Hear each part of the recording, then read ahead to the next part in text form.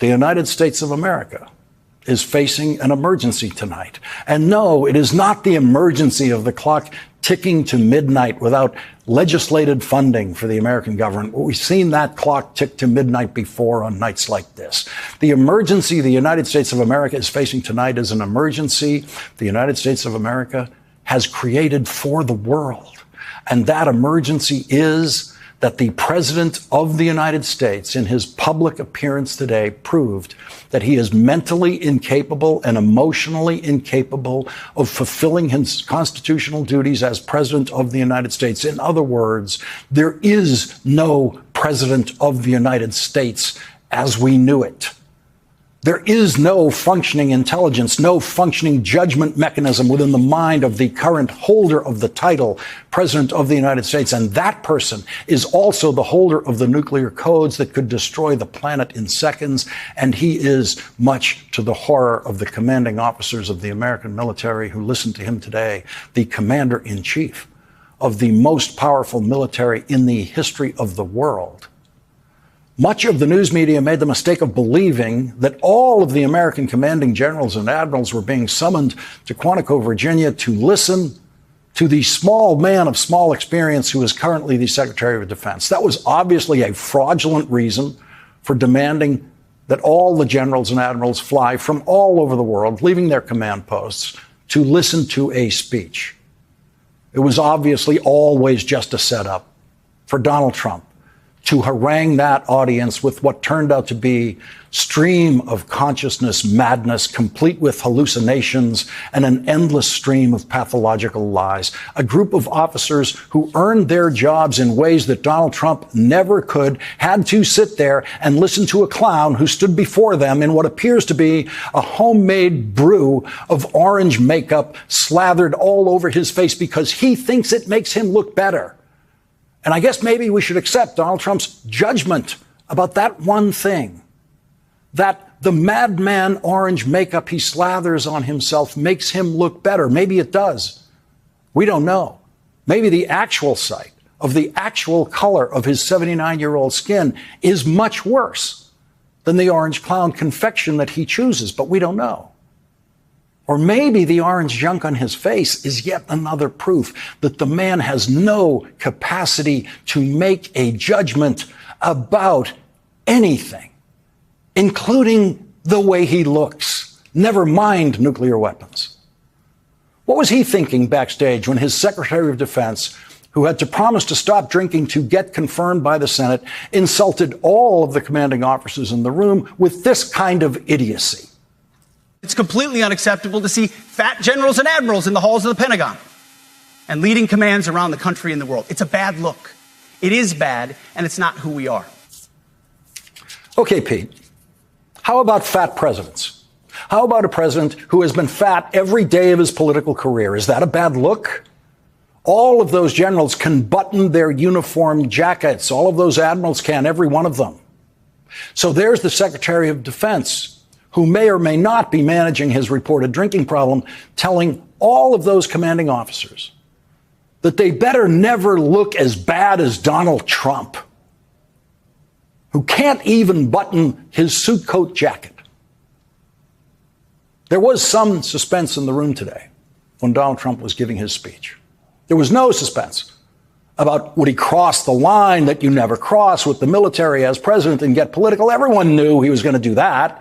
Everyone knew that he doesn't know there's a line. Everyone knew he was going to foolishly waste the admirals and generals' time telling them about how many swing states he won. And of course he did.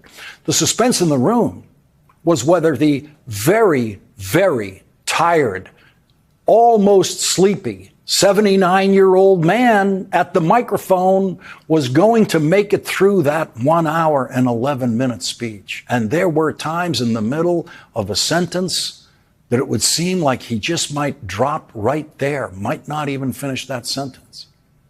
And what he seemed to be showing to the generals and the world is that he might not have the physical strength to make it through the 3 years, 3 months, and 20 days left of his presidency.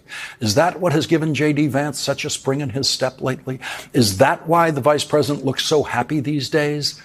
Donald Trump has never looked physically weaker or wearier than he did today. Weaker in every sense of that word, physically, mentally.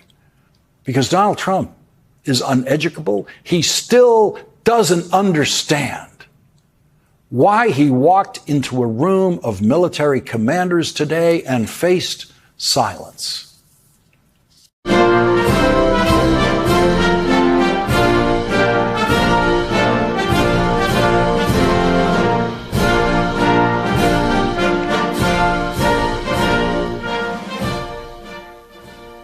Thank you very much, Pete. Great job you're doing, too. Fantastic job. I've never walked into a room so silent before. This is very... Oh, don't laugh. Don't laugh. You're not allowed to do that. You know what? Just have a good time. And if you want to applaud, you applaud. And if you want to do anything you want, you can do anything you want. And if you don't like what I'm saying, you can leave the room. Of course, there goes your rank. There goes your future. But you just feel nice and loose, okay? Because we're all on the same team. And I was told that, sir, you won't hear a murmur in the room. I said, we got to loosen these guys up a little bit. So you just have a good time. He didn't loosen them up. They didn't have a good time. They didn't applaud. Politely applauded only at the end. Donald Trump lied to the commanders repeatedly, and they knew it. He told them Ukraine is the worst war since World War II. Everyone sitting in that room knows that the war Donald Trump avoided by getting a doctor's excuse, the Vietnam War, which in Vietnam is correctly called the American War, killed over 4 million people. It was in what was then South Vietnam, North Vietnam, and as the United States spread the war into Cambodia and Laos, the war across those borders was much worse than what you're seeing in Ukraine. And he insulted the commanders with his lies about war. He told them that Portland, Oregon, quote, looks like a war zone. Spoken by someone who has no idea what a war zone looks like. Everyone in his audience knows what a war zone looks like. Everyone in his audience today knew that Donald Trump was lying. Donald Trump was telling the kind of lie that should concern his doctors and his family when he said Portland looks like a war zone. He hallucinated dialogue that has never happened. And his 79-year-old brain cells couldn't find words that were right there, just out of reach, like this. The Iran nuclear power, the Iran, all of the great power that we thought existed, we blew it out to kingdom. We took advantage of it. We blew it out to kingdom. Of course, what he wanted to say was, we blew it out to kingdom come. That is the phrase he grew up with. That is the phrase he has known most of his life. But that word combination is lost to his failing brain now. And there is also the possibility that his failing brain thinks that he actually did say kingdom come when he only said kingdom. Because that's the way brain failure works. And an obviously unhealthy 79-year-old man struggling and failing to make sense about anything. Generals flew across oceans, admirals crossed the world to come and listen to the most ridiculous person who has ever stood before them to discuss walking downstairs. We were not respected with Biden. They looked at him falling downstairs every day. Every day the guy's falling downstairs. He said, it's not our president. We can't have it. I'm very careful, you know, when I walk downstairs, like I'm on stairs, like these stairs, I walk very slowly. Nobody has to set a record. Just try not to fall, because it doesn't work out well. A few of our presidents have fallen, and it became a part of their legacy. We don't want that. You walk nice and easy. You don't have to set any record. Be cool. Be cool when you walk down, but don't bop down the stairs. So one thing with Obama, I had zero respect for him as a president, but he would bop down those stairs. I've never said, da-da-da-da-da-da, bop, bop, bop. He'd go down the stairs, wouldn't hold on. I said, it's great. I don't want to do it. I guess I could do it. But eventually, bad things are going to happen. And it only takes once. Imagine crossing 10 time zones to hear that.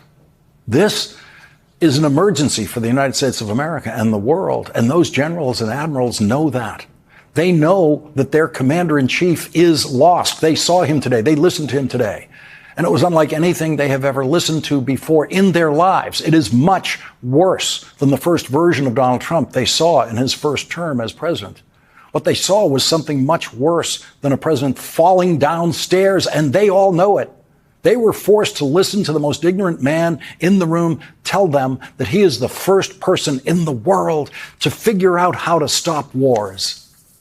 The Department of War, I love the name. I think it's so great. I think it stops wars. The Department of War is going to stop wars.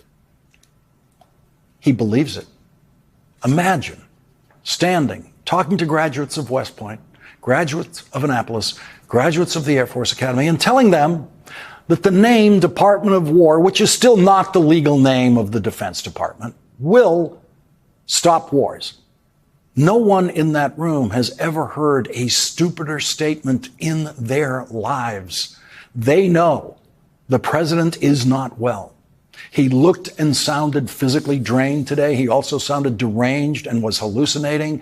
And the military commanders in that room today all have to be wondering tonight just how much more dangerous their jobs are now, that they've just seen how lost and sick their commander-in-chief is. Donald Trump complained to his military audience today that people make up things that he says. And it's hard. You know, they make up a statement and they said, you say it. We had 25 people that said he never said that. Donald Trump actually complained to that military audience today that people make up things that he says. And he said that the day after he completely made up words to put in Chuck Schumer's mouth through AI that he then posted on social media around this time last night. Completely changing through AI the words that Chuck Schumer said after meeting with Donald Trump in the White House. And in that AI video, Donald Trump made Chuck Schumer almost as profane as Donald Trump is publicly, which, of course, you know is not Chuck Schumer. Donald Trump used manipulated video. He falsely dressed the Democratic leader of the House of Representatives, Hakeem Jeffries, in a Mexican sombrero. No Democrat has ever done that to Donald Trump. It is inconceivable that a president of the United States would put out a fake video of the Senate Minority Leader and the House Minority Leader. That would not happen, could not happen. But because Donald Trump has lost his mind, and Republicans in Congress accept that Donald Trump has lost his mind, the Republican Party cheers on his public madness. And because not one Republican found fault with the ugly and insane video that Donald Trump posted last night, he has decided to create and post another one tonight. And this one includes me. It's a clip of this program last night of Hakeem Jeffries responding to the racist video that Donald Trump created about him last night. And this one tonight is another demonstration of the depths of Donald Trump's depravity, his perversity, a deep and unyielding perversity beyond anything we have ever seen in American politics. The president of the United States is now a weary, snarling viper of political perversity, and every commander in the American military has now seen that and knows that.